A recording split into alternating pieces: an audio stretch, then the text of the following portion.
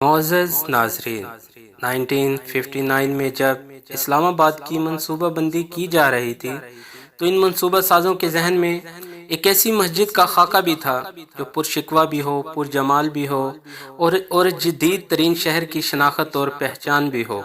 میں ہوں رانا ندیم اور آپ دیکھ رہے ہیں رائزنگ پاکستان۔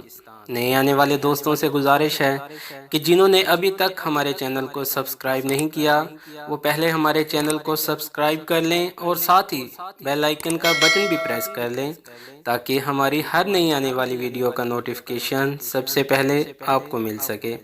ناظرین، اسلام آباد کا شہر آہستہ آہستہ بستا رہا اور جب 1966 میں سعودی عرب کے شاہ فیصل پاکستان کے دورے پر تشریف لائے تو انہوں نے اس مسجد کے تمام تر اخراجات برداشت کرنے کا اعلان کیا۔ حکومت پاکستان نے اس مسجد کے ڈیزائن کے لیے ایک بین الاقوامی مقابلے کا اہتمام کیا۔ یہ مقابلہ ترکی 1968 کے جواں سال آرکیٹیکٹ ویرت دلوکے نے جیتا۔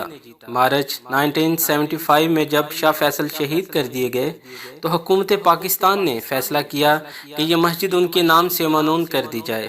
چنانچہ 28 نومبر 1975 کو حکومت نے اس کا مسجد کا نام شاہ فیصل مسجد رکھنے کا اعلان کر دیا۔ اکتوبر 1976 میں جب سعودی عرب کے فرمانروا شاہ خالد پاکستان کے دورے پر تشریف لائے تو حکومت پاکستان نے ان سے درخواست کی کہ وہ اپنے بھائی کے نام سے منعون اس مسجد کا سنگ بنیاد نصب فرمائے۔ چنانچہ 12 اکتوبر 1976 کے مطابق 17 شوال 1396 ہجری کو شاہ خالد نے ایک باوقار تقریب میں اس عظیم الشان مسجد کا سنگ بنیاد رکھ دیا۔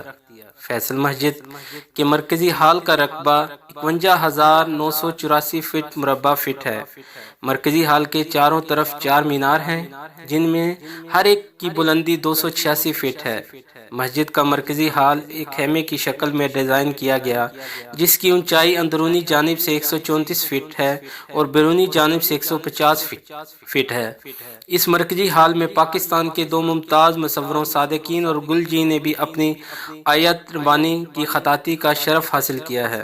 اس کے علاوہ اس ہال کے اوپر نصب کیے جانے والے طلائی حلال کی نصب کا کام بھی گلجی نے انجام دیا تھا۔ یہ مسجد 10 سال کی شب و روز تعمیر کے بعد 2 جون 1986 کے مطابق 23 رمضان المبارک 1406 ہجری کو پایہ تکمیل کو پہنچی۔ یوں وہ خواب جو شاہ فیصل نے 1966 میں دیکھا تھا 2 دہائیوں کے بعد حقیقت کا روپ دھار گیا۔